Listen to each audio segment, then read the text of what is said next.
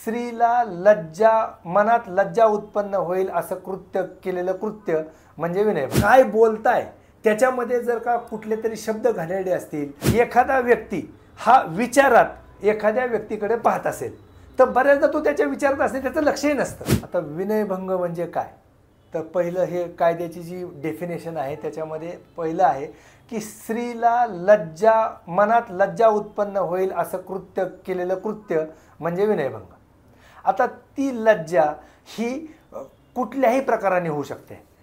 तुमच्या शारीरिक म्हणजे शारीरिक लैंगिक हालचाली असतील, चुकीच्या शारीरिक हालचाली तुम्ही वेडेवाकडे हावभाव करत असाल तर त्या समोरच्या स्त्रीला लज्जा उत्पन्न होऊ शकते।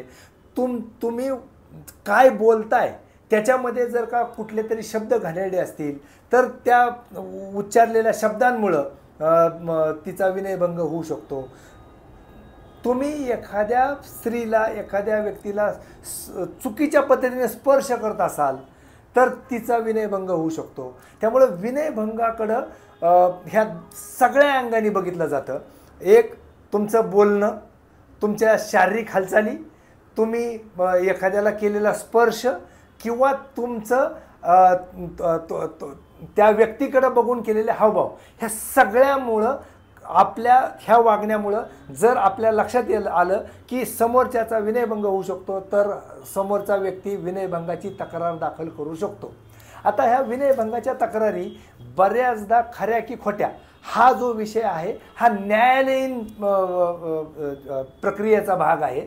त्यामुळे बऱ्याचदा गुन्हा दाखल झालेला व्यक्ती माझ्यावर खोटा गुन्हा दाखल झाला आहे असंच म्हणतो आणि विनयभंग झालेली व्यक्ती माझा ह्याने विनयभंग केला हे म्हणू शकतो। फक्त हे सगळं विनयभंग खरा झाला की खोटा झाला हे सगळं न्यायालयीन प्रक्रियेद्वारे सिद्ध होऊ शकतं।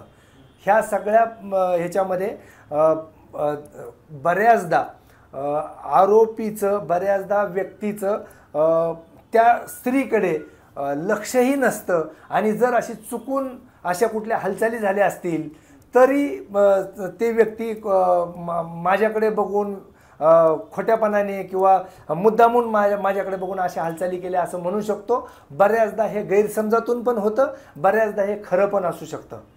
त्यामुळं हे सगळं सत्य की असत्य हे न्यायालयात ठरतं। स्टेअर करणं पण विनयभंगामध्ये येतं का, किंवा पाठलाग करणं? खरं तर स्टेअर करणं हे विनयभंगात येतं असं म्हणतात, परंतु त्याच्यामध्ये कायद्यामध्ये मतभिन्नता दिसून येते। आता उदाहरणार्थ एखादा व्यक्ती हा विचारात एखाद्या व्यक्तीकडे पाहत असेल तर बऱ्याचदा तो त्याच्या विचारात असेल, त्याचं लक्षही नसतं, मनातून काही नसतं, परंतु केवळ समोरच्याला स्टेअर करतोय असं वाटतं आणि त्या गैरसमजातून सुद्धा तक्रारी होऊ शकतात।